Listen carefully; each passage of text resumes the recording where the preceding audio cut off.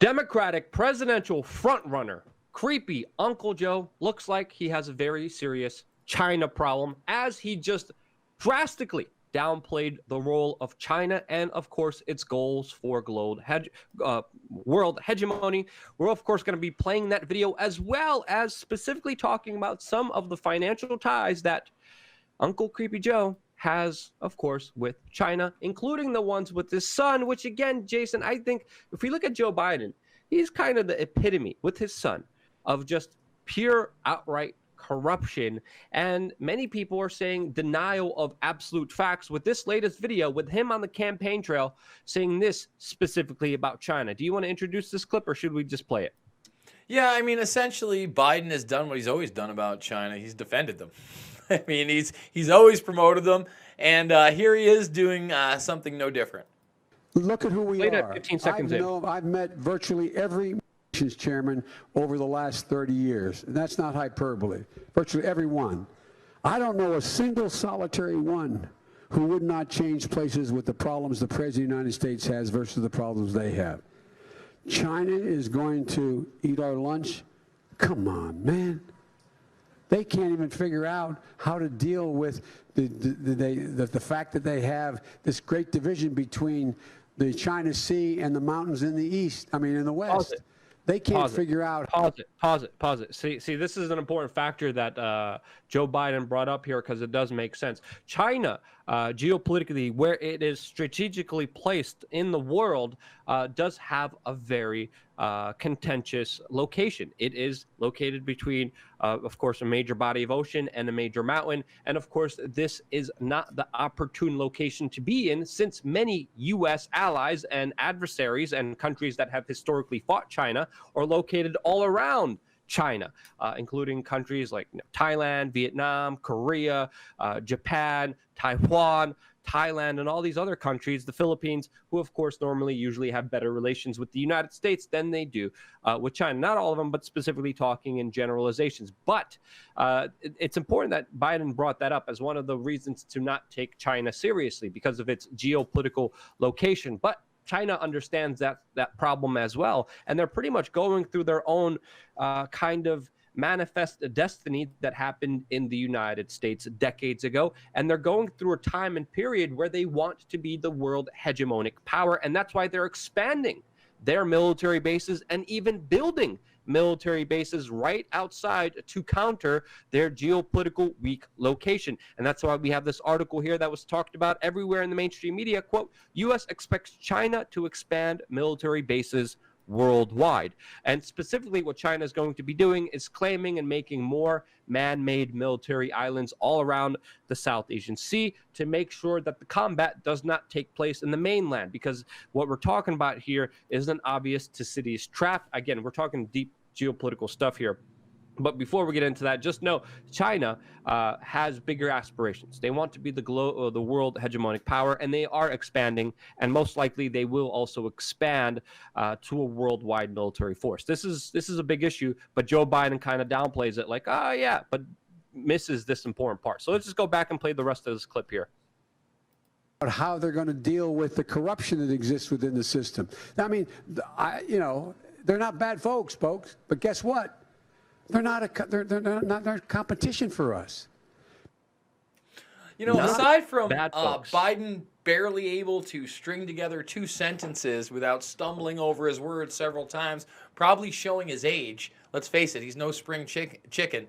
The fact that he's saying that they're not competition is just disingenuous. When you look at how much their economy has grown, damn straight they are competition for us. When you look at how their government has infiltrated almost every aspect of their private sector, goddamn right, they are competition for us, Luke. Yeah. How did their economy grow? It grew when Kissinger and Rockefeller literally went to China, worked out a deal towards more globalization, and created slave factories in China for the benefit of Chinese slave-made goods to be shipped to the United States. Again, a lot of the bigger undertones here are very important because, again, Biden says they're not bad folks. You know, the Chinese social credit score, which is leading the way in government surveillance, tracking, databasing, controlling, fining, and punishing people for even questioning the state. No, they're not bad people when they're the ones on the forefront of government enslavement of its citizens.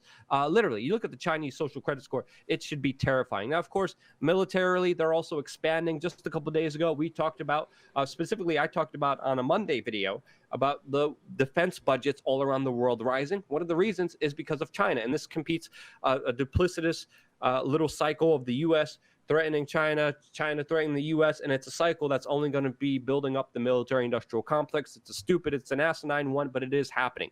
And now we even have the Pentagon, of course, warning about Chinese nuclear subs expanding into the Arctic. That's no surprise. The United States sends their aircraft carriers right into the Chinese man-made military islands, with, of course, many threats going back and forth. The threats are real. The Pentagon, of course, is also disputing Biden's assessment, which is huge because Biden usually does the bidding of of the military-industrial complex. But even the Pentagon is saying, hey, Biden's not taking this assessment of China correctly at all, and China is a strategic competitor.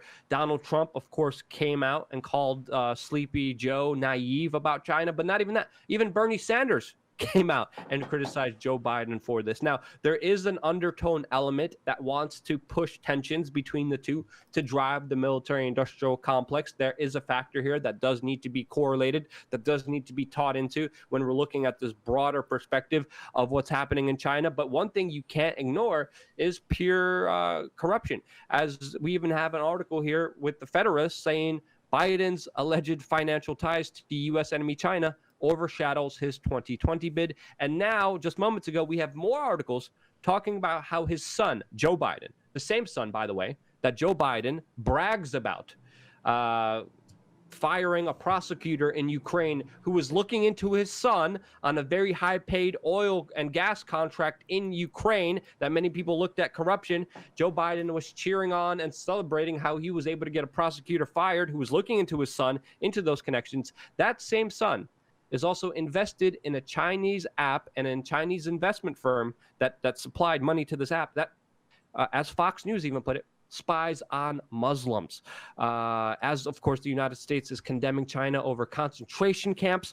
And, of course, this is all about a Chinese fund backed by Hunter Biden that invested in technology that is used to surveil Muslims. But as we know, it's not just surveilling Muslims. It's tracking them, putting them into re-education camps, which, again, the United States even classified as akin to concentration camps. But Hunter Biden's China-based investment firm called Bahi Harvest invested in the mobile app Face++. The app was designed by the Chinese government to spy on its citizens, with heavy use reported in the western province to track the Uyghurs, a Muslim minority. And as we know, there's been a huge action by the Chinese government to, quote, re-educate a lot of this Muslim population, which many people are crying out against on the world stage, calling it a massive humanitarian violation. So what do you make of this? Because is this a quid pro quo? I mean, how connected is Biden to China, Jason?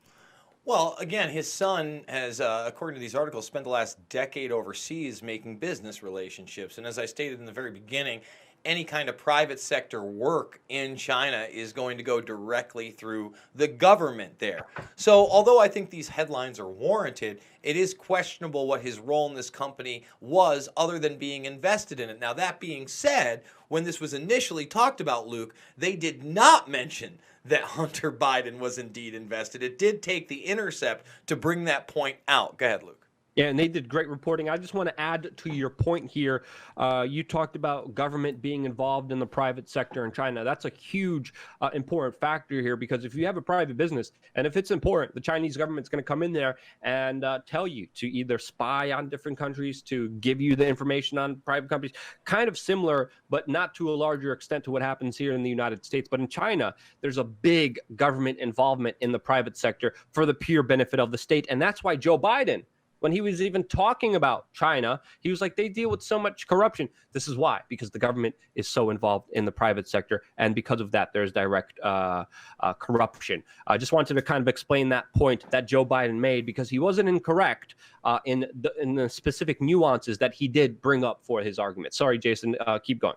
No, in fact, a lot of his points were good, other than the fact that they're not a competitor and they're not challenging us in any way. Yes, obviously, where they're located physically, yeah, that's a problem for them. It limits to them how much they're going to be able to fight off other forces coming in. I get that part. But when you look at what they've been able to achieve technologically, with their track, trace, and database social credit score system, when you look how their economy has expanded, when you look how their military has become more and more powerful, and not only done joint drills with us, but also with our leading competitor in the world, Russia, on mass levels, you have to recognize that they are a military power and they are challenging us on almost every single level. And no one would have imagined 20 years ago even, that China would become the world economic power it is today. It was almost laughed about. In fact,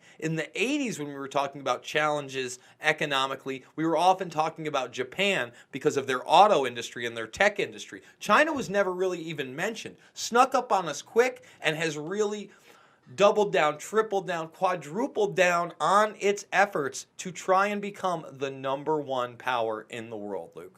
All, of course, with the help of sinister, corrupt private interests in the United States, which I would even accuse Joe Biden and other politicians in the United States of being a part of, who have sold the American dream down to China for a cheap buck, for a cheap profit. So when we look at Joe Biden, I believe this is the true picture of that individual, of that man, especially with some of the just outright criminal behavior, which he brags about, that he previously committed in Ukraine.